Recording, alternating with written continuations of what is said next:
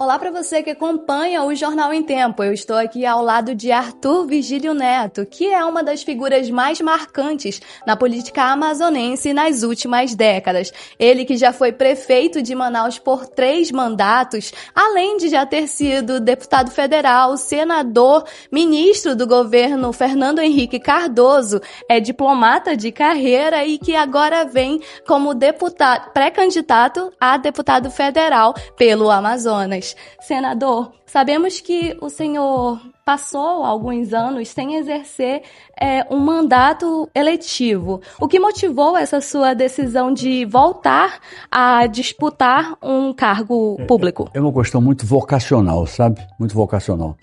Eu sinto que não entrei à toa, entrei porque eu já tinha feito política estudantil, eu fiz parte da primeira, minha família morava no Rio na época, da primeira executiva estadual do MDB, o MDB. E o governador era o Chagas Freitas, que eu, como estudante, me opunha ao desgoverno que ele fazia, né? Então, toda quinta-feira tinha uma reunião e toda quinta-feira tinha bate-boca, porque ele disse assim, você é um moleque. Eu digo, o senhor é ladrão. O senhor não pode provar que eu sou moleque, que eu sou jovem. Agora, o senhor é ladrão. O senhor roubou, num outro ladrão, que é o Ademar de Barros, o senhor roubou 2 jornais no Rio de Janeiro. Ele deu confiança ao senhor no seu nome e o senhor não devolveu para ele quando ele voltou do exílio dele, também era uma dupla terrível. Ainda bem que eles brigaram, né? Porque se juntam, ficava o mal triunfando sobre o bem, né? Mas muito bem, então eu tenho tudo isso, assim, de muito tempo de luta, são 47 anos de vida pública, né? E é vocação mesmo, é vontade de servir, vontade de defender o Amazonas, defender a Zona Franca. Para defender a Zona Franca é preciso muito mais do que simplesmente dizer que gosta dela. É fundamental você juntar força no Congresso, Câmara, Senado, em cima de um projeto que é esse projeto da Zona Franca de Manaus. E você conseguir a adesão das pessoas, porque você tem que, para fazer isso, você tem que ter credibilidade. As pessoas têm que acreditar em você, a imprensa tem que confiar em você, tem que respeitar você, enfim. Então eu estou aí para cumprir esse papel, mais uma vez. E é interessante o senhor mencionar a Zona Franca de Manaus, que foi uma das suas principais bandeiras defendidas durante os seus cargos públicos. Seguindo essa linha, diante da reforma tributária e desse crescimento do debate em torno da bioeconomia, como o senhor acha que o Amazonas deve se posicionar para preservar o modelo industrial, ao mesmo tempo em que aproveita as oportunidades econômicas ligadas à floresta? Exatamente, tem que aproveitar ao máximo, não precisa derrubar as árvores, basta aproveitar o que elas oferecem, né? As folhas, quem sabe a cura do câncer, de todos os cânceres, não nasce de uma folha dessas da floresta amazônica, né? Que, aliás, se porventura acontecesse algo como alguém conseguir o que maliciosamente deseja, que é o fim da Zona Franca de Manaus, a floresta cairia em seguida. Caindo em seguida, perderia São Paulo, perderia todo mundo, inclusive ia ter problema com o clima do planeta, que é tão importante, talvez seja a coisa mais importante que o Brasil possa oferecer para o planeta. Então nós temos todos que botar na cabeça isso. Essas briguinhas entre São Paulo e Amazonas ficam meio ridículas, porque eu não acho que a gente tem que chegar a um acordo. O acordo é, não vamos entregar a Zona Franca de forma alguma. Nós vamos preservá-la, para que ela preserve a floresta e para que ela continue alimentando os nossos filhos, né? Os nossos netos, as pessoas que trabalham aqui, os trabalhadores, enfim. É isso. Sobre as suas bandeiras, o senhor já atuava à frente da Zona Franca de Manaus, o senhor pretende ter como bandeira nessa nova eleição e quais são as outras? Olha, muito bem, eu tenho várias bandeiras. Uma delas é a decência. Luta contra a corrupção faz parte da minha veia, do sangue que corre nas minhas veias. E aqui eu quero dizer uma outra coisa, aproveitando inclusive que eu tenho maioria feminina aqui. Tem você, Jennifer, tem a Mara, tem a Renilda e o nosso Luan é minoria. Então, defender a mulher a qualquer custo, a qualquer preço, acabar com essa história de aceitarmos como se fosse uma notícia de jornal os feminicídios, os estupros, as violências. Estava lendo agora no Amazonas em Tempo, que me deram para ler aqui, que aumentou no Brasil a violência sexual contra crianças. Quer dizer, isso é uma coisa que é uma bandeira para qualquer pessoa que tenha o mínimo de decência. Não é? Fala um pouco pra gente sobre as suas expectativas para as eleições deste ano. Olha, eu luto. Quem decide é o povo, né? Mas eu luto, eu procuro. Acho que eles me conhecem bem. Sabem que eu não vou lá para brincar. Não vou lá para, enfim, tomar café, Eu vou lá para lutar muito. Então, não teve um mandato meu que não fosse marcado pela luta, não fosse marcado por uma repercussão forte na imprensa nacional, às vezes até na imprensa de fora. E claro que defendendo com unhas e dentes, em primeiro lugar, o Estado que eu represento. Então, o Amazonas para mim é intocável, é uma paixão na minha vida. Eu tive todas as chances, tentaram me levar para ser candidato de São Paulo, Rio de Janeiro. Não vou. Senador, o senhor costuma comentar bastante sobre polarização. Como o senhor avalia o cenário atual de polarização política no Brasil? Essa divisão tem dificultado a construção de consensos e de debates de propostas para o país? Eu vejo assim, sabe? Nós temos aqui, primeiro vou dar uma explicação para quem vai me ouvir, né? É que eu fiz uma cirurgia. E essa cirurgia foi para... Tinha uns teimosos, como é que chama? Filhos meus, entrando e não saindo. Eles estavam crescendo para dentro. Enfim, então, eu estou numa fase... Hoje todo mundo achou que meus olhos estavam melhores. Esse aqui, então, à direita, representa a impressão que eu estou saindo de um enterro de uma pessoa muito querida, porque, na verdade, eu estou com muito prazer aqui ao lado de vocês, mas é por isso que eu, de vez em quando, uso esse silencinho, né? Mas muito bem. Então, a polarização, para mim, tem dois tipos. Tem a polarização natural. A polarização natural é quando você faz um prestígio, assim, esse prestígio desse grupo tem candidato, esse candidato se torna um candidato forte, o outro também. É natural que o que perdeu fique na oposição, é natural. E a democracia precisa de oposição. Não pode ser todo mundo apoiando o novo rei, né? Não pode ser. Então, o que eu digo mais é o seguinte, é que o que eu vejo nessa polarização é que ela precisaria deixar de ser odienta. Ela tinha que ser leve, disputa, mas nada de tanto insulto para um lado, insulto para o outro, enfim.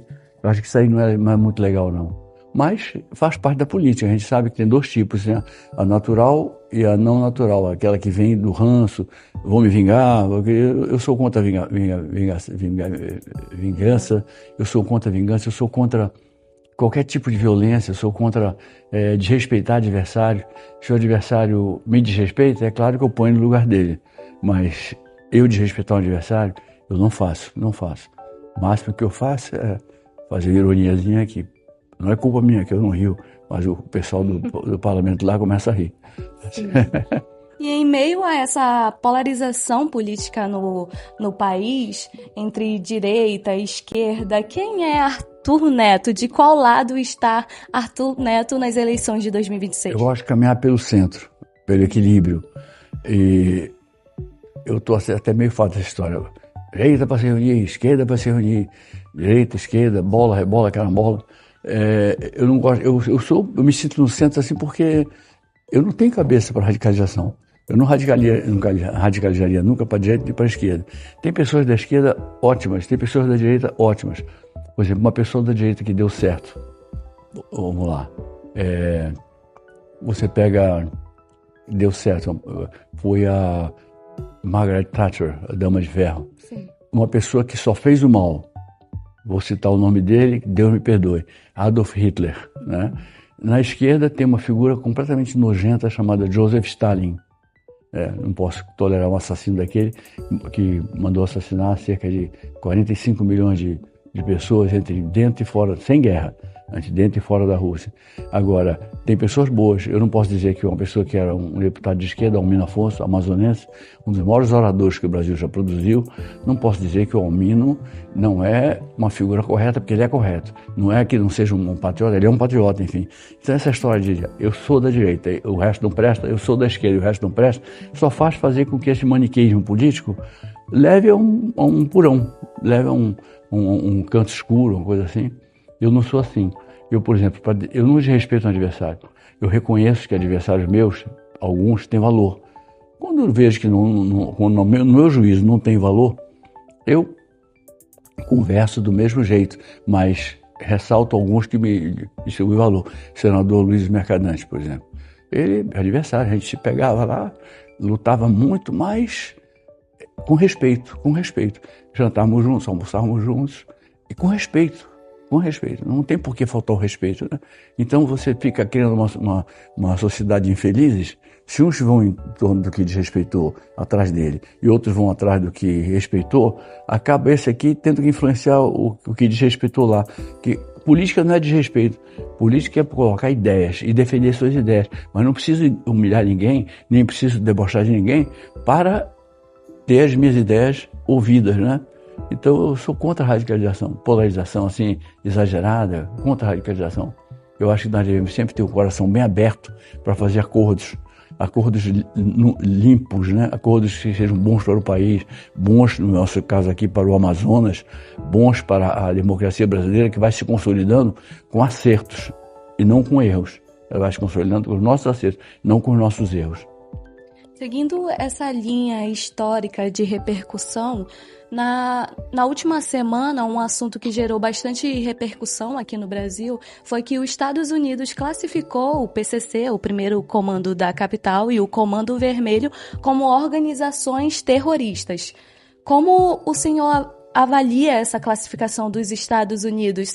O senhor acha que essa medida representa uma interferência externa ou evidencia que o Brasil, a incapacidade do Brasil de conter o avanço dessas facções? Eu quero levar mais na conta de uma opinião do presidente Donald Trump. Agora, ele dizer, como ele chegou a declarar, que está disposto a vir para cá eliminar, aí não. Fique lá no seu... Aliás, o senhor está, presidente Trump, com 12% de ótimo e bom. Não está bom, não. Eu não sei se o senhor pode disputar a eleição, que já é pela segunda vez presidente, né? Não sei se pode disputar a reeleição, que ele foi lá atrás, chegou agora. Então, não está bem. Cuide do seu país e deixe que esses problemas são problemas dos brasileiros aqui. Agora, se for colaboração, em termos de mandar pessoal bom para ajudar os estados, os municípios a protegerem os nossos patrimônios aqui, a protegermos a saúde das pessoas, não terem medo de sair na rua, né? Tem lugares que a gente não pode sair na rua, né? De noite, a gente fica sempre aquela coisa meio apertando o coração, apertando o sentimento, né? Então isso tem que acabar, é verdade. Mas eu não acabaria isso fazendo uma guerra, teria que ser uma coisa bem... cercar quem precisa ser cercado, desmontar o que precisa ser desmontado. Mas o Brasil manda no Brasil, os Estados Unidos mandam nos Estados Unidos, a Rússia manda na Rússia, a China manda na Rússia, embora os Estados Unidos e a China tenham mania de mandar nos outros. E a sua opinião sobre a BR-319?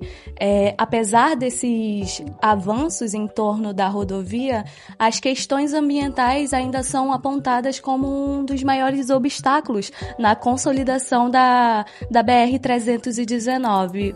O senhor acha que é possível consolidar a preservação ambiental com a pavimentação definitiva da BR-319? Como?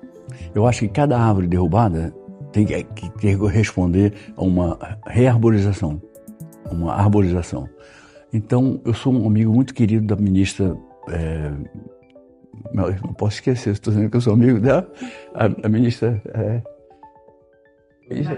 Marina Silva, é uma querida amiga mesmo, mas ela às vezes exorbita um pouco, exagera um pouco.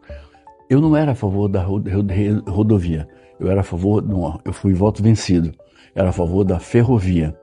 Ferrovia não daria para criar nenhum problema de convivência com a estrada, que não teria, digamos, no meio da ferrovia, da rodovia, vai ter com certeza, vai ter muito posto de gasolina, o posto aí do lado acabar tendo uma espécie de um prostíbulo lá, né, aquela coisa, e isso atrai bandidos, né, atrai desordeiros e tudo mais.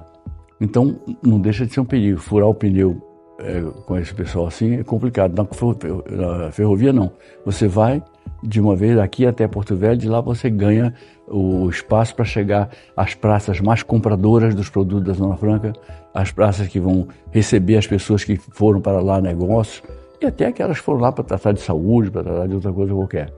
Mas muito bem, então eu entendo que nós não podemos dispensar a estrada agora. Não deu para aprovar a ferrovia, ótimo, era o ideal para mim. Mas a gente prova por A mais B, que é muito melhor do que a rodovia.